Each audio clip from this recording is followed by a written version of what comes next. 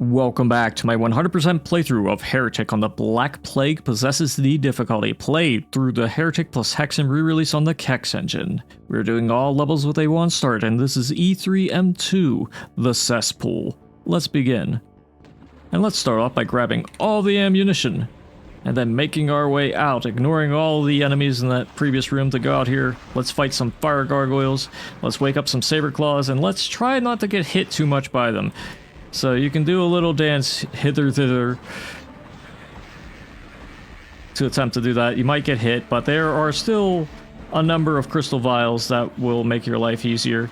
And likewise, should you have the fire gargoyles hit the saber claws with their projectiles, you'll get some good infighting action going on. And sometimes you may even see the fire gargoyles win those infights, like there. Yeah, see? They got one down. And as I said, it doesn't matter how much damage you take in this area, as long as you don't get killed, it should be fine. Because there are plenty of crystal vials to recompensate you. And there are some here as well, where the fire gargoyles emerge from. Well, when you're done with that area, you'll go here and see that the yellow key is on an altar. Now, if you're really cheeky and really funny with those grabs, you might be able to get it from this area. I've done it at least once, but provided you don't, it's at a very specific angle, and I've only gotten it once before, but provided you don't, you'll still probably need to go through these areas either way. Now, they're somewhat symmetrical, but this one has more things that we need. So let's go through it and kill the fire gargoyle, blow up all the pods, grab the crossbow, and here are the Wings of Wrath, which you could also use to get the yellow key early if you wish. But you also want to go through here to kill the nitro golem. There is a fire gargoyle in the distance that will be alerted by you, and another one right here. You want to blow up these pods to grab a tome of power. Odds are you will wake up more golems from all your little actions. And over here, after you blow up these pods, you can press this button, which will lower the altar. That will allow you to get access to the yellow key. Conventionally, unless you do the funny grab. But yes, this is where the area wraps around. There are a lot of parts in this level that just wrap around each other. But anyways, here's the yellow key, and if you want to get that Mystic Urn, you have to use the Wings of Wrath in order to get it. But you should have more than enough ammunition for anything here. But I'm going back here just to fight this fella. So now we've done that, we can take either of these paths. I'm going to take the right one, so I can grab some ammo and fight some saber claws.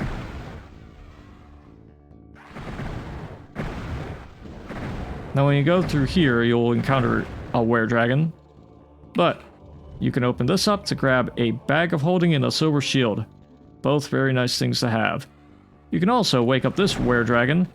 You can bait him over to do some potential damage with those pods over there. But once you've killed him, you can go into this dark place and fight another were-dragon who's guarding a hell staff.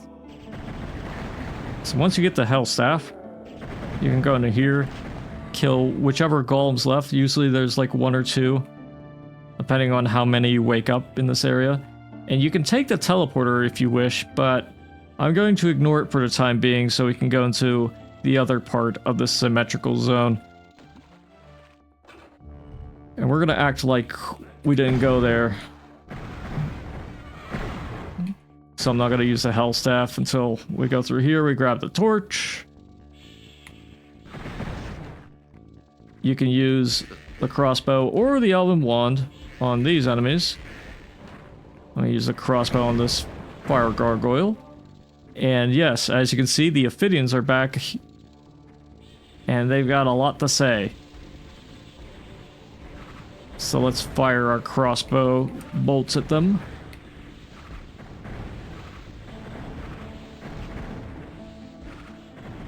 see how powerful the spread is. As long as you hit one of them with the big bolt, it's still a pretty good investment, but if you get them with the spread, it's also really good as well.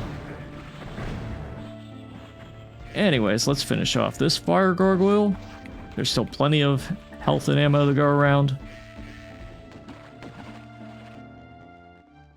And up the stairs is a dragon claw. So let's grab that. Also the quartz flask. And before we do anything else, we'll grab this crystal vial. And now we are going to take the portal. Both portals on both sides lead into the same area, but at different angles. But it doesn't really matter, at least to me, which angle you enter through, as long as you go in. So let's do just that. And let's go into the center, grab the fire mace, use it, power right up with the tome of power we acquired, and blow up all these guys. And then try to grab the green key, but oh no, we're ambushed by Ophidians. Let's blow them up. They're guarding mace spears and a shadow spear. Very spherical this level is. Before you leave, make sure you grab all the time bombs. You might need them, maybe not. But either way, once you get them, you can go through either portal. I'm gonna take this one for some exciting action. This sort of more storehouse looking part of the map than the entirety of the storehouse level that we were just in the prior video. And yes, we can use the fire mace for some excellent spammy results.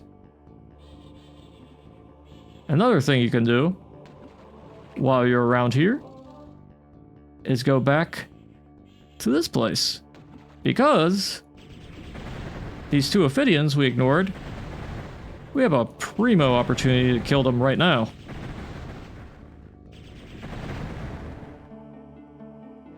Yeah, like that. So anyways, let's go back into this place and continue grabbing some stuff, including a quartz flask behind these barrels. There's a morphobum here, but also a map scroll. But by this bright wall, you can interact with it and get a secret ring of invincibility that the Ophidians were guarding. So it's nice to kill them beforehand, otherwise it'll be a hassle to get things like that. But anyways, if you're careful enough with your strafes, you might be able to grab that morphobum from these parts. However, it's not 100% necessary to do it from those parts. You can get them at any time, but either way, let's fight these fellas. And should you go into here, you'll be greeted by an Ophidian who's guarding the gauntlets of the necromancer, and more importantly, a button for progression. Now when you press that button, you'll lower this, revealing the blue door. However, when you go into this area to grab the Tome of Power, you'll be greeted by another Ophidian. And look at that, the stray gargoyle was here all along. Anyways, let's continue into this part. Kindly greet these gentlemen with our trusty dragon claw.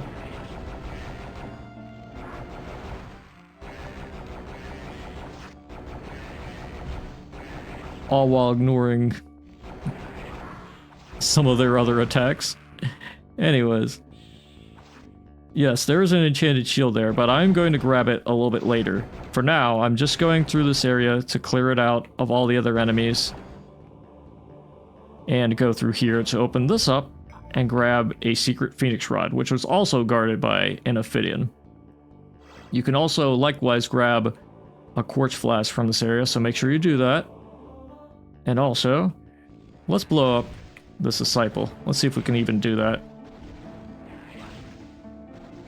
Yeah, the problem is they flicker through ghostly and non-ghostly phases, and the Phoenix Rod is still considered a physical weapon, or at least its projectile is, but not splash damage. So, if they're near a wall, you can still fire at them and deal splash damage to them. Anyways, here's a Chaos Device, which, take a wild guess what it does. It takes you to the start. Yeah, go figure. Anyways, since we've done all that, we can go up here, actually, And I'm going to use a Ring of Invincibility. Why? Because I'm going to use a Fire Mace and the Tome of Power. And you know what? Screw you. Chicken! By the way, something I never mentioned, they will still try to peck you. It's hilarious, but they do 1 damage every time. Anyways, that was pretty straightforward, was it not? But also, when you go through here, there's an Iron Lich, oh no! But you can kill him pretty quickly. Might even get a Morphobum out of it. Anyways, that is almost everything. There's still some pickups that we need to get, including these time bombs. There's some ammo as well. And that's nearly everything, isn't it? If you're doing a continuous playthrough, you can grab these as well. But here's the reason why I didn't grab the Enchanted Shield. This may vary on whether or not you're doing a playthrough that involves starting all levels. Like having that option turned on, as of this version at least, means that you might not be able to get this achievement unless you turn it off and play a level like straightforward. Anyways, let's celebrate our victory by using all the time bombs that we picked up. Using the torch, use the shadow spear, use the extra Morphobum. Chicken! And let's end the level. Alright, so that is the Cesspool. And if you grab the Enchanted Shield at any point and it's still at 200 and you have 100 health, I believe you should be able to qualify for the Ready for Anything achievement from this level. The thing is, as of this recording, you are only able to achieve it through not starting each level, by having that parameter turned off. Which is pretty strange, because I'm going to guess the achievement is somewhat misnamed. Well, either way, if you're doing a continuous playthrough, it shouldn't matter, because if you get to this part and grab the Enchanted Shield by then, or if you grab it earlier and somehow avoid taking any sort of damage after grabbing it, you should be good to go to get this achievement.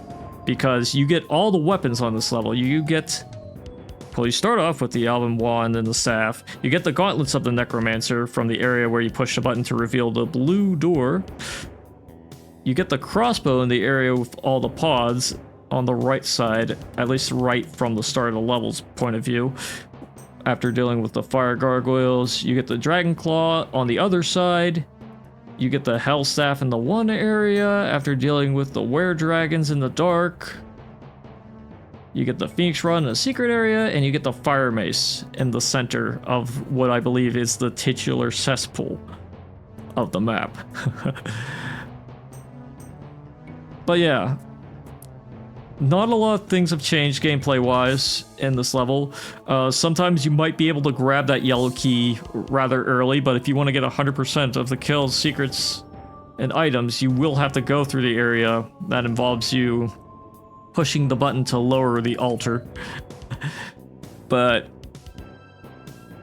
yeah, not a lot of things have changed in this level aside from aesthetics, and there was also a door revealing a wall full of skulls just to troll you that I didn't even show off in particular.